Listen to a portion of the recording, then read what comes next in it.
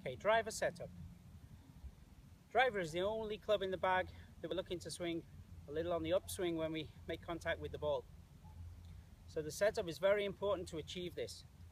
The reason why we like to hit up on the ball is to produce a high launching shot with little spin. If we're hitting down on the ball, we're creating too much spin, losing distance, especially into the wind. When we have too much spin into the wind, any little slice or hook, the ball will be out of bounds, out of play. The way we achieve the upward swing is, like I say, through the setup. I've got two aiming sticks set at a right angle here, showing the ball position. It's just inside the left foot. Let's have the left foot turned out a little bit as always. Now what we're looking to do is just let the loft of the club sit natural.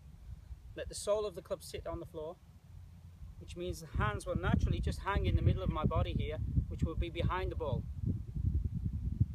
Stance will be a little bit wider than the shoulders for good balance, but also good mobility. If we stand too wide, it can't produce this turn into the follow through. We can't leave our right side, we're going to get blocked. And of course, too narrow or too unstable. What we also need to do is just lower and tilt the right side just slightly back. It's very important to achieve a low takeaway, a shallow angle of attack, and an upward swing on the follow through. There is one problem with having the ball forward or left in the stance, is that most people, they open their body to achieve this position. Now that creates a big headache for slicers, because that produces an out to in swing or a left swing, quite often also a steep downswing, and creates low starting, high spinning slices.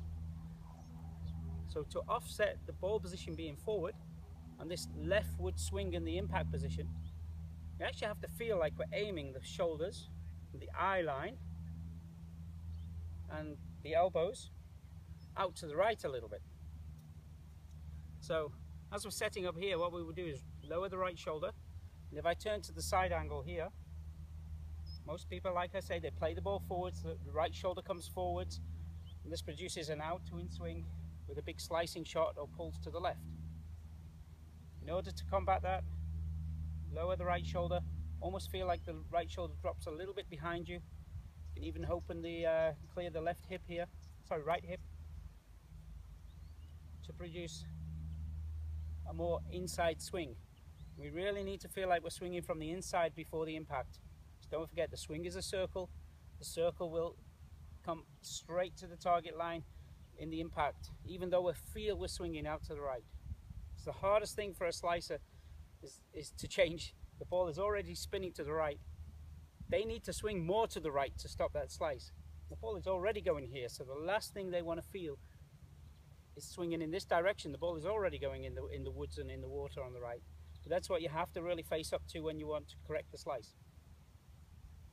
Ball position forwards, lower the right shoulder, rotate the eyes and right shoulder, and soften the right elbow a little bit here.